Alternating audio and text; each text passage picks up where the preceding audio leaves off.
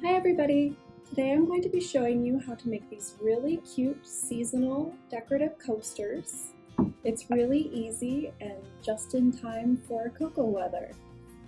So the first thing we're going to do is make our homemade Mod Podge.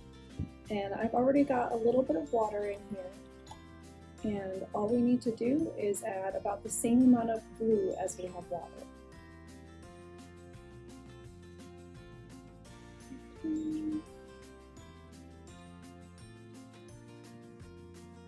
You don't need very much for this. I probably did way more than I actually need. But that's okay, because then you can make lots of coasters. Stir it up. That should be good. So now I've got the rest of my supplies. I've got a little foam brush that I'm going to use to spread around the Mod Podge. A little tile that we got from Menards. Some cute seasonal paper. This one's got pumpkins on it, I really like it. And some felt so the coaster doesn't scrape up your coffee table. So now that we got the homemade Mod Podge ready, I'm just gonna dip in my brush and spread a layer of Mod Podge on the coaster.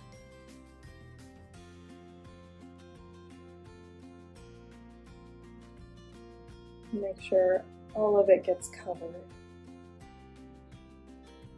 So I've already cut my paper out, but in case you're doing it yourself, this is about 4 inches by 4 inches, which is just enough to cover the coaster without having any overlap. Get that centered on there.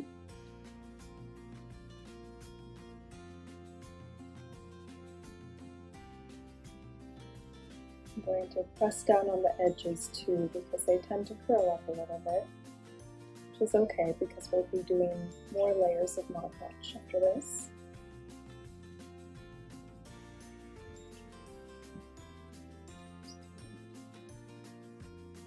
Making sure it's flat. Before you do your next layer of Mod Podge, you're going to want to let it dry. It takes about 15 minutes. Or if you're really impatient like I am, you can always drag out a blow dryer.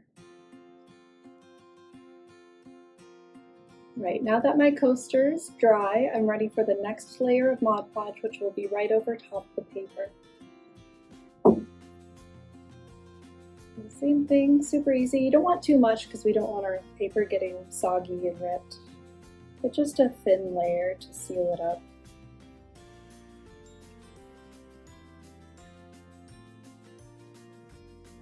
I think it makes the colors on the paper look a little more vibrant too.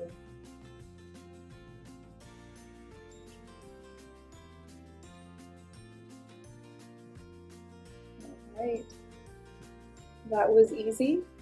I'm going to go back to my blow dryer, or you can wait 15 minutes again and it should be dry, and we'll do one more coat of Mod Podge.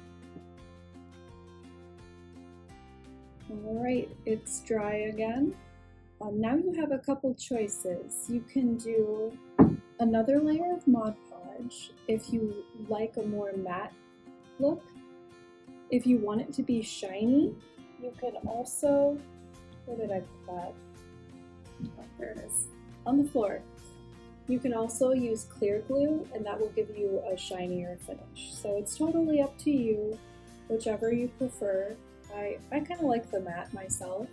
So I'm just going to do another layer of Mod Podge.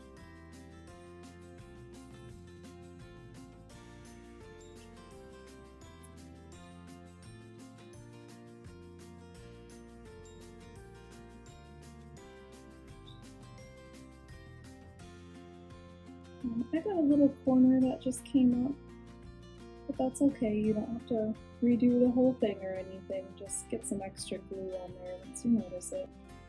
It should be fine now.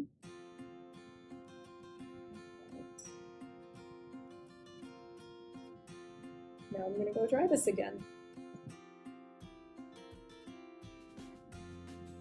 All right, I've got my 2 layers of Mod Podge on top of the paper now. Just a heads up, if you want to be able to get this wet, if you think you might spill a little bit, which is completely understandable, you're also going to want to use a craft sealer. And this is actually Mod Podge brand, but there are plenty of them out there. And that way it'll be waterproof, but if you're just going to use it for decorative purposes, it'll be fine as is.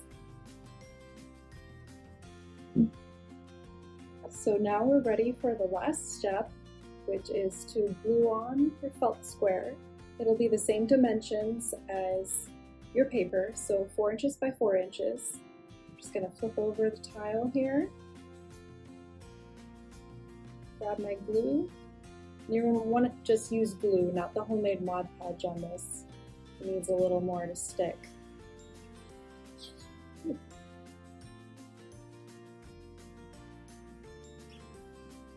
gonna do some good old-fashioned bunny hops.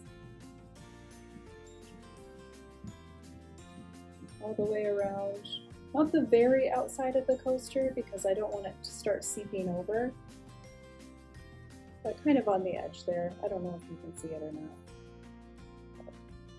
And then again, make sure it's centered. You don't want to have to move it around too much after you put it down.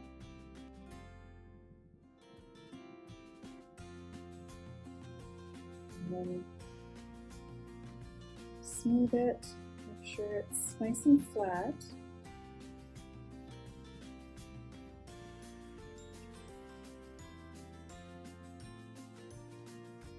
All right. And now you have a finished seasonal decorative coaster. And you are all ready for your cocoa.